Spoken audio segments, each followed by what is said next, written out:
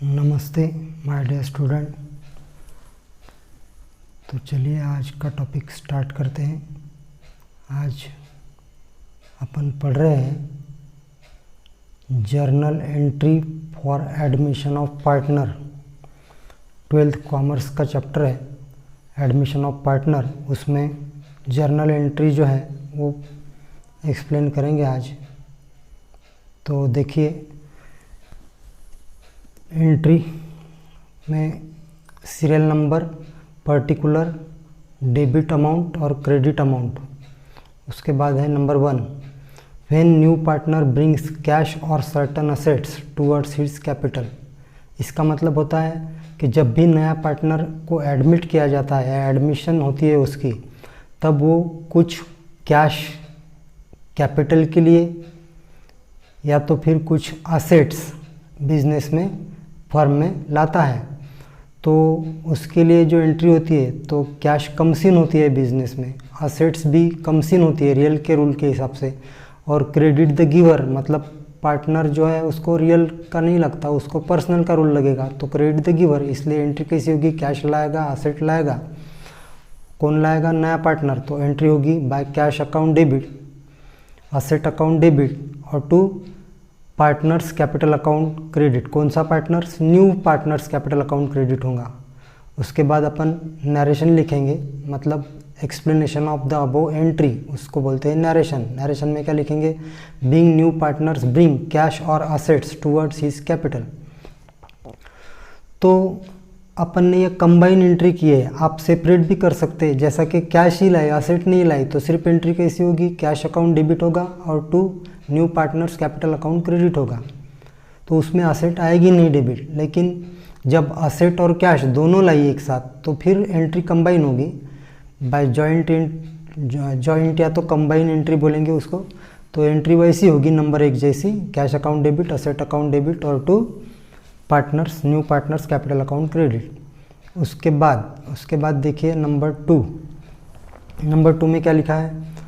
When these reserve are on the liability side of balance sheet, therefore transfer on credit side of partners capital और current account। तो ये partners capital और current क्या होता है? देखिए, जैसा कि अगर बैलेंस शीट में अपने को कैपिटल और करंट दोनों अकाउंट दिए हैं तो उस वक्त अपन सिर्फ करंट अकाउंट के बारे में सोचेंगे, कैपिटल के बारे में नहीं सोचेंगे।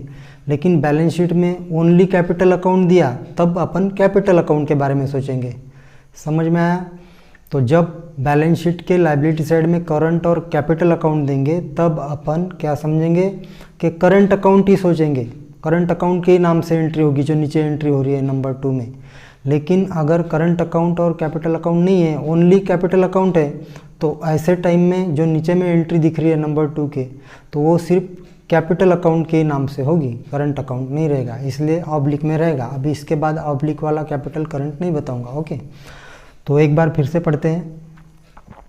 When the reserve are on the liability side of balance sheet, therefore transfer on credit side of partners capital oblique current account. तो इसका मतलब होता है कि लायबिलिटी साइड में अगर आपकी रिजर्व है तो उस रिजर्व को अपने को, ऑल टाइप्स ऑफ रिजर्व, कोई भी रिजर्व हो, तो उस रिजर्व को अपने को कहाँ पे ट्रांसफ़र करना पड़ता है? पार्टनर्स के कैपिटल या तो करंट अकाउंट में। तो उसके लिए एंट्री होती है by all types of reserve या तो एक्यूमुलेटेड प्रॉफिट अकाउंट डेबिट और to partners capital oblique current account credit. ये पार्टनर कैपिटल या करंट के साथ जब लायबिलिटी में कैपिटल और करंट रहेगा दोनों, तो करंट अकाउंट क्रेडिट करेंगे। और जब भी आपको सिर्फ एक ही कैपिटल अकाउंट ही है लायबिलिटी साइड में पार्टनर के, तो उस वक्त पार्टनर कैपिटल अकाउंट क्रेडिट होगा। नरेशन में क्या लिखेंगे?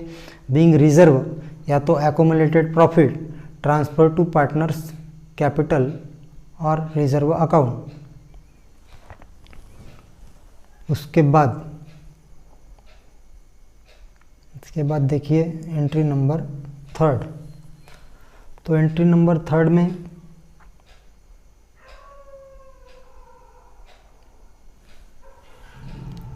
एंट्री नंबर 2 में liability of this partner their sheet, इसमें profit and all types of reserve मतलब एक्यूमुलेटेड प्रॉफिट भी रहेगा। एक्यूमुलेटेड प्रॉफिट मतलब कौन सा, सेकंड नंबर का बताने जा रहा हूँ।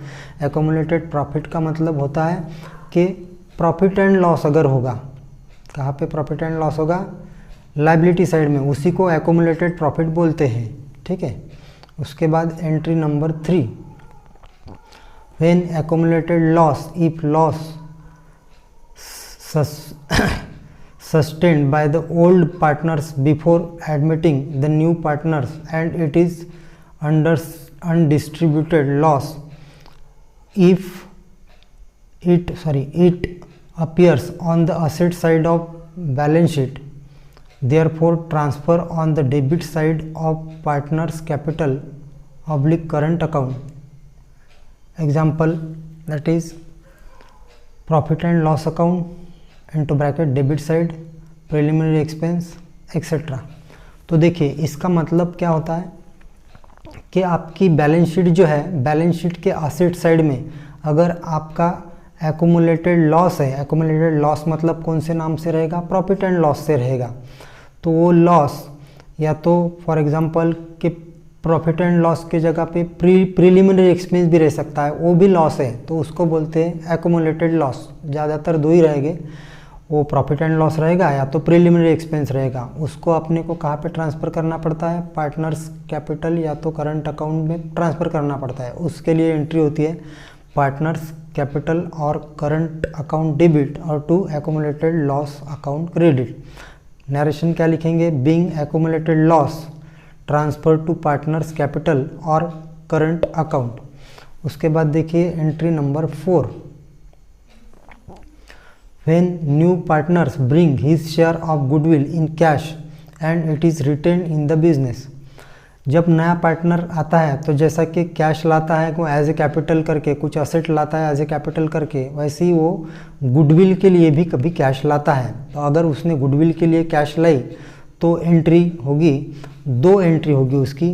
तो 2 एंट्री मतलब फर्स्ट एंट्री होगी, देखो आप ए नंबर में cash / bank account debit, cash भी कर सकते हैं या तो और में बैंक भी कर सकते हैं, डिपेंड ऑन बैलेंस शीट में अगर कैश दी तो कैश करना, बैंक है तो बैंक करना, नहीं तो ऑब्लिक में दोनों लिखा तो चलेगा। By cash / bank account debit to goodwill account. Narration में लिखेंगे being goodwill bought in by new partner, यानी नए पार्टनर ने गुडविल के लिए कैश लाई है।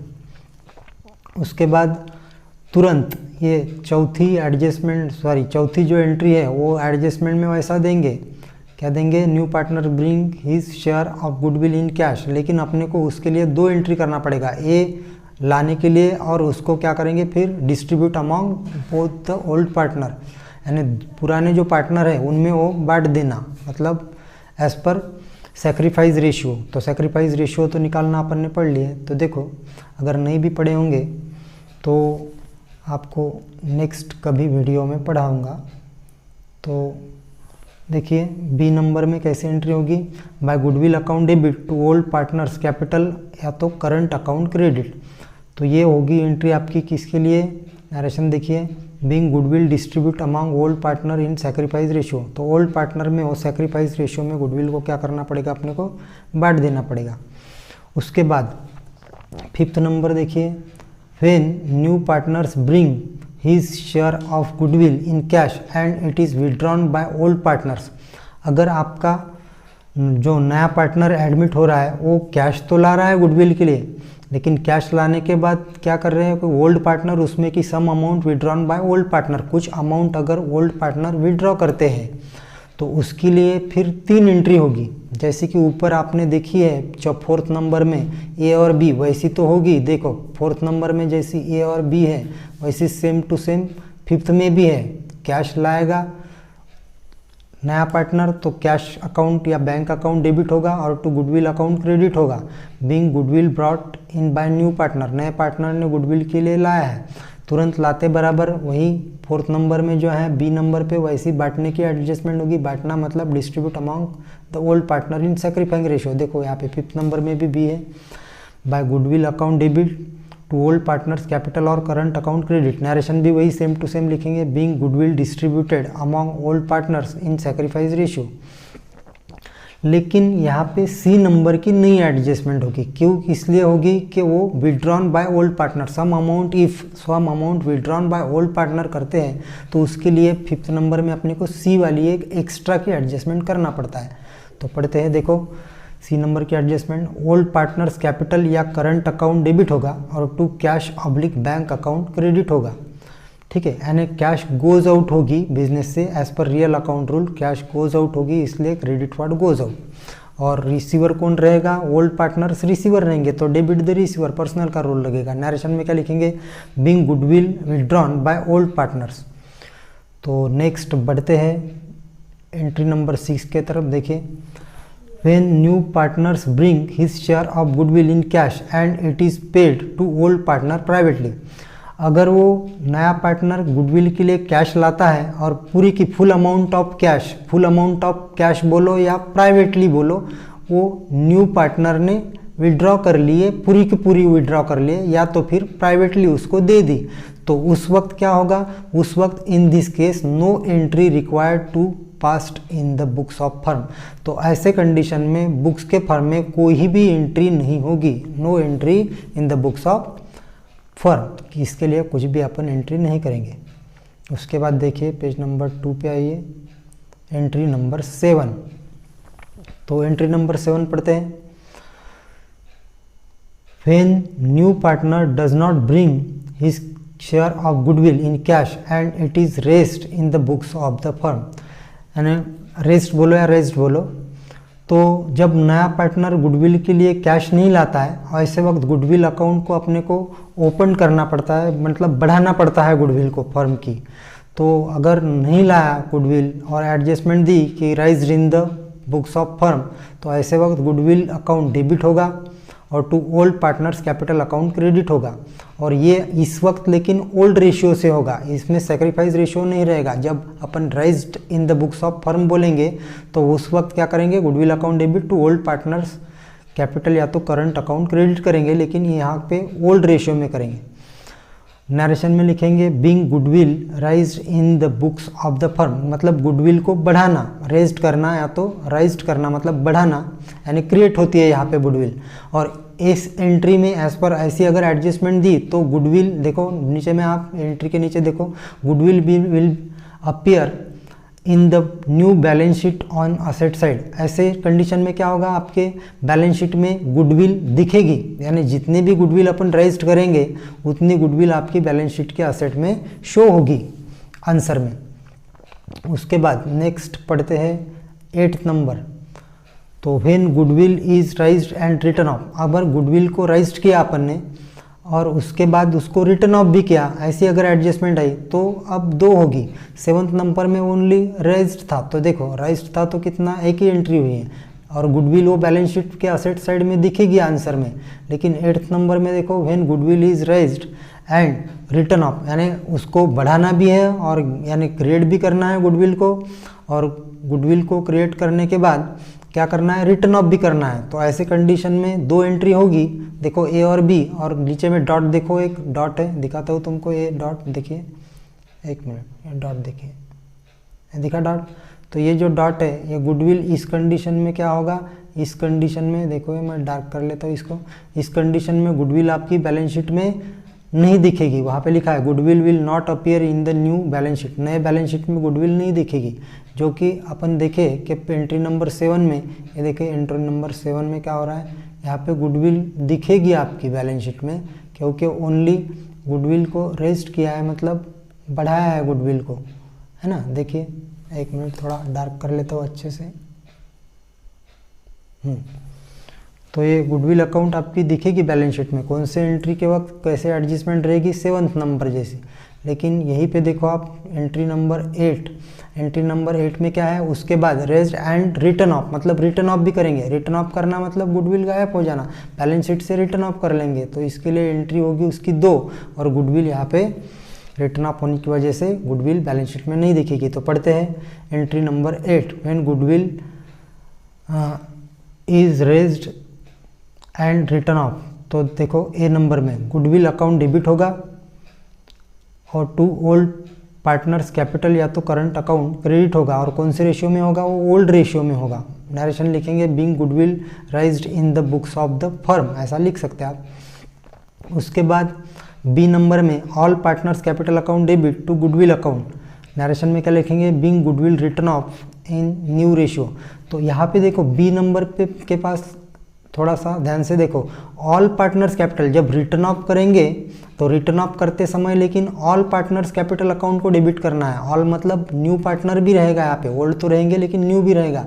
फॉर एग्जांपल ए और बी ओल्ड पार्टनर है, उसमें एडमिट किया गया समझो सी को, तो यहाँ पे ए का भी डेबिट होगा, बी का भी डेबिट होगा और सी का भी डेबिट होगा। तीनों पार्टनर के कैपिटल अकाउंट डेबिट हो गए और टू गुडविल अकाउंट क्रेडिट होगा। नरेशन में लिखेंगे being goodwill written off in new ratio. तो गुडविल को रिटर्न ऑफ कौन से रेशियो में करेंगे? न्यू रेशियो में करेंगे। और इसमें गुडविल जो है आपकी बैलेंस शीट में नहीं दिखेगी, goodwill not appear in the new balance sheet. उसके बाद देखिए एंट्री नंबर 9। तो एंट्री नंबर 9 पढ़ते हैं। When goodwill already appear in the balance sheet and new partners bring goodwill in cash, then it is desirable to write off the goodwill appearing in the books of among old partners in their old profit sharing ratio।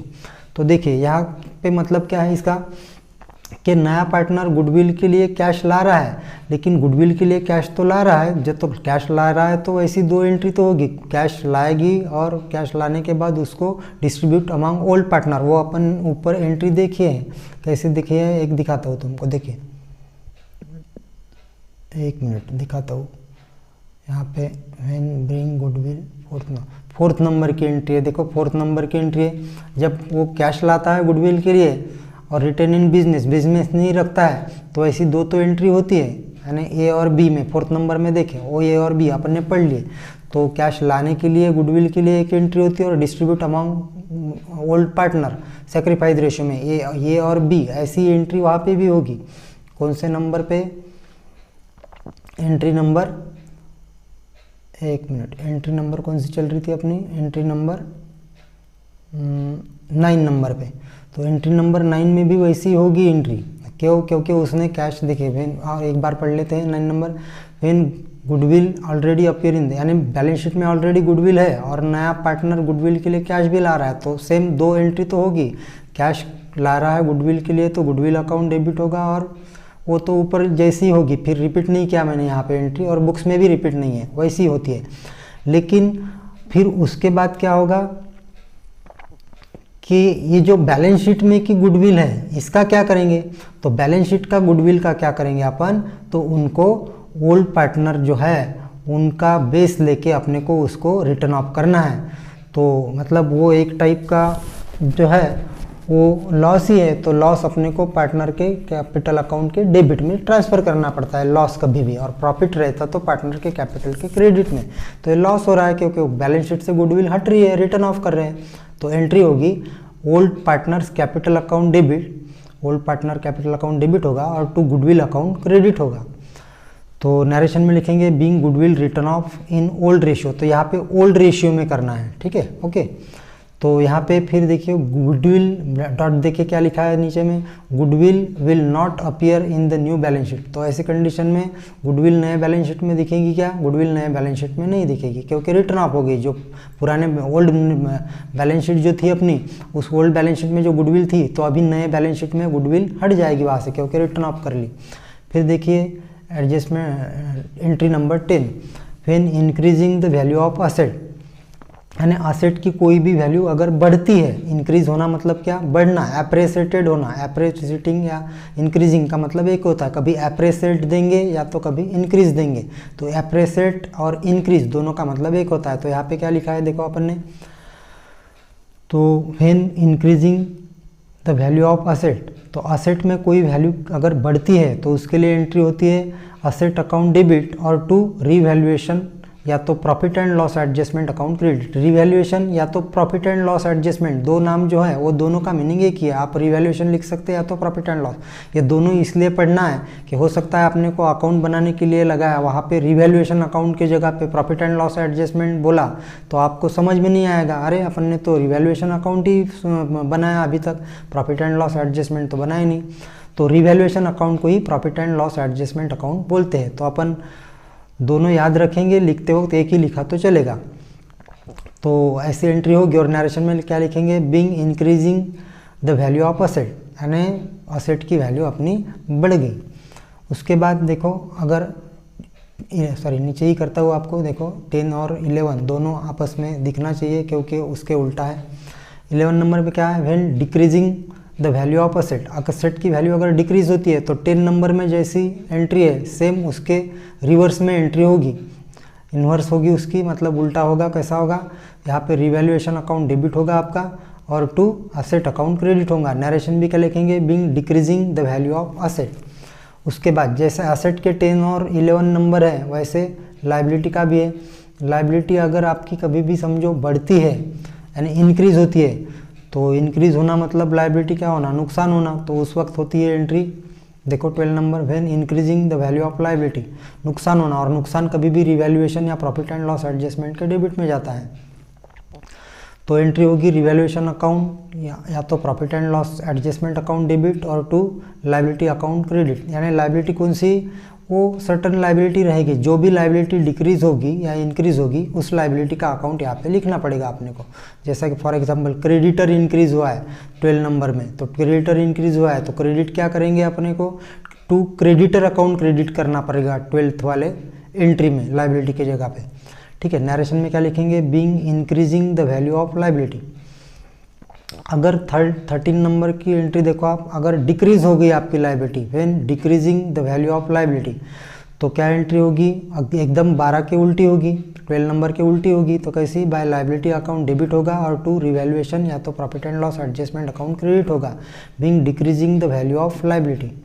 उसके बाद बढ़ते हैं अपन entry number 14 पे। तो entry number 14 देखो यहाँ पे क्या है, when recording the unrecorded new asset in the book of account. इसका मतलब क्या होगा, अपने बुक्स ऑफ अकाउंट में एक आधी असेट ओमिट हो गई, मतलब छूट गई, लिखना रह गया। मतलब अपने ओल्ड बैलेंस शीट जो है, क्वेश्चन वाली जो बैलेंस शीट है, उसमें अगर आपकी एक आधी असेट नहीं है और एडजस्टमेंट में बता रहा है कि वो असेट जो है वो अनरिकॉर्डेड है ना, क्या है, अनरिकॉर्डेड है, मतलब ओमिट हो गया, वहाँ पे लिखा नहीं उसने। तो अगर आपको वो पता है एडजस्टमेंट में, तो आपको उस असेट को लिखना पड़ेगा, तो वहाँ पे शो करना पड़ेगा, रिकॉर्ड करना पड़ेगा। तो उसके लिए एंट्री कैसी होगी, जो भी असेट होगी न्यू वाली एडजस्टमेंट में, उस असेट का अकाउंट डेबिट करना पड़ेगा। इसलिए एंट्री होगी by new asset account debit to revaluation account. और नरेशन में क्या लिखेंगे, being unrecorded asset bought in the books of account, यानी अकाउंट में लाया उस नए असेट को अपन ने, और बिल बैलेंस शीट के असेट साइड में आपको असेट दिखेगी और उतनी वैल्यू से आपका फ़ायदा होगा। तो फ़ायदा होगा तो क्या होगा, वो आपका रिवैल्यूएशन के अकाउंट के क्रेडिट साइड में जाएगा। उसके बाद नेक्स्ट पेज पे आते हैं अपन, पेज नंबर 4। तो देखिए पेज नंबर 4 पे हो गया ना, पेज नंबर 3, हाँ। तो उसके बाद when recording 15 number, when recording the unrecorded new liability in the books of account, जैसा असेट है वैसा लाइबिलिटी का भी है। तो लाइबिलिटी अगर एक आधी ओमिट हो गई है, मतलब लिखी नहीं है, लेकिन वो लिखना पड़ेगा अभी क्योंकि वो अनरिकॉर्डेड है। तो लाइबिलिटी लिखने के लिए, लाइबिलिटी लिखना मतलब क्या, लाइबिलिटी बढ़ना जैसा ही होगा, है ना। असेट भी नहीं लिखी होंगी तो असेट भी लिखना पड़ेगा, तो असेट बढ़ने जैसा होगा, इंक्रीज होने जैसा होगा।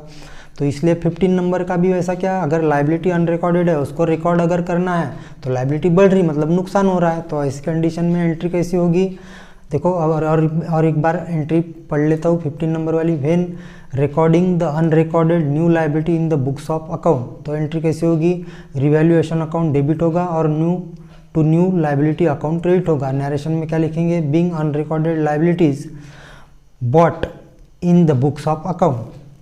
तो उसके बाद बढ़ते हैं अपन एंट्री नंबर 16 पे, when transfer of profit on revaluation of old partners capital या तो करंट अकाउंट, यानी आपका जो रिवैल्यूएशन रहेगा अकाउंट, रिवैल्यूएशन बोलो या profit and loss adjustment account बोलो, उसमें प्रॉफिट होगा तो क्या होगा, डेबिट साइड में डिफरेंस आएगा। रिवैल्यूएशन अकाउंट के कौन सी साइड में डिफरेंस आएगा, डेबिट साइड में। डेबिट साइड में डिफरेंस आया तो उसको प्रॉफिट समझना।